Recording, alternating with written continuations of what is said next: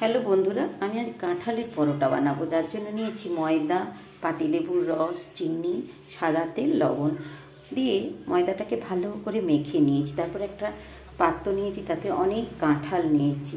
আমাদের বাড়িতে কাঁঠাল সবসময় হয়, দেশের দিকে একটু কাঁঠাল বেশি থাকে, তার জন্যে কাঁঠাল খেতে আমার খুব ভালো লাগে।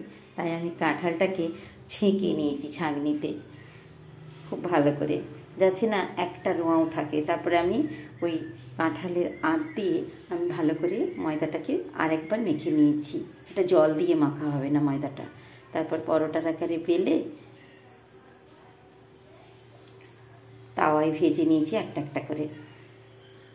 খুব সুন্দর একটা গন্ধ বেরোচ্ছে, কিন্তু বোঝা যাবে না কাঁঠালের পরোটা বলে। তারপর একটা চাটনি বানিয়ে নিয়েছি, কড়াই তেল, বড় দানার চিনি আর লেবুর রস, ধনেপাতা দিয়ে। এই চাটনিটা কাঁঠালের পরোটার সাথে দারুণ লাগে, আপনারা বানিয়ে দেখতে পারেন। দারুণ দারুণ।